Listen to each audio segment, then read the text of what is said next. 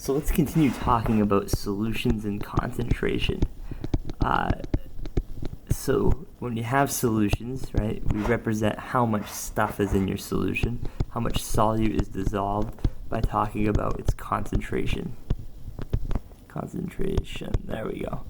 And we can talk about concentration numerically with molarity, but we can also talk about it qualitatively with just three general terms that we'll use. That's kind of what we're going to talk about this video. We're also going to get into a little bit the idea of a solubility curve, right? Which is a graph that's going to make these three terms make a lot of sense. So the three terms that we're going to be looking at are unsaturated solutions, or just simply unsaturated, saturated, and lastly, supersaturated. That last one is going to seem a little weird, but it will make sense when it's all done. Supersaturated. There we go.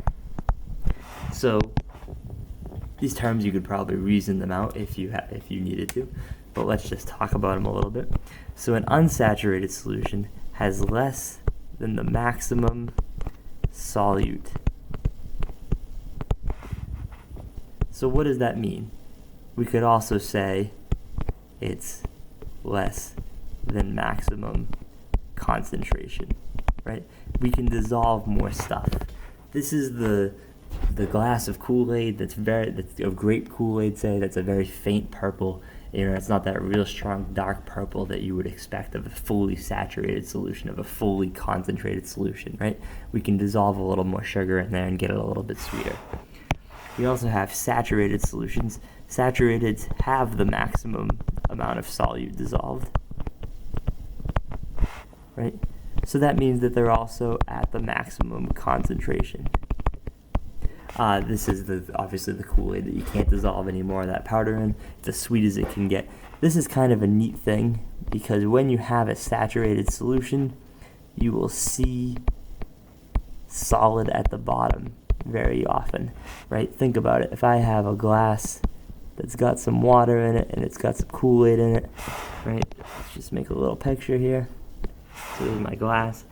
If I see a little bit of stuff hanging around down at the bottom, what does that mean? That means that I added so much Kool-Aid powder that it couldn't fully dissolve. That it was too much to be all the way dissolved.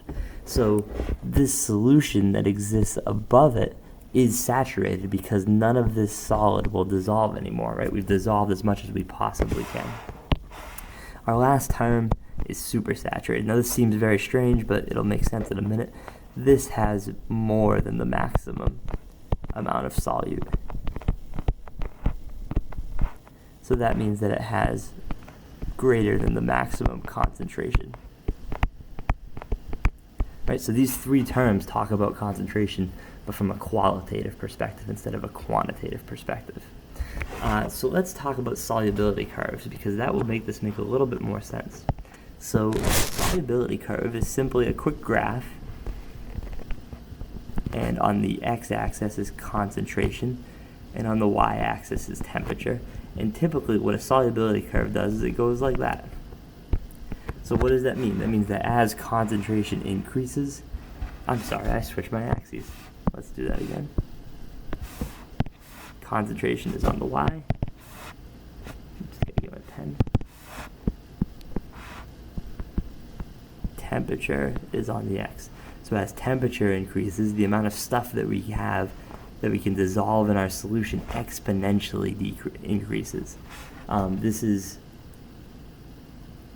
why a lot of people talk about if you really want to make a really strong tasting Kool-Aid or Gatorade, use hot water, boil the water first, and that makes it a little bit, you can dissolve a little bit more stuff in it.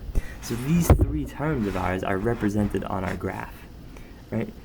Our saturated solutions would be all the points that sit on this line, right? So every point on this line represents a temperature and concentration at which our solution would be saturated. So if our temperature is way over here, we can dissolve way more solute than if our temperature is way down here. We also have our unsaturated solutions, which are predictably below the curve, right? So if my solution is at this point right here, right, we've got this low concentration at this temperature, I can really dissolve as much stuff as I need to get up to my line. And then that means that our supersaturated solutions have to fit above the line.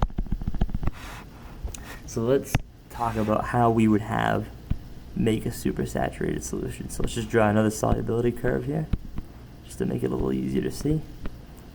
There's my line. So the way you make a supersaturated solution is, say I dissolve a whole bunch of stuff at a really high temperature. So maybe I'm at that green point over there.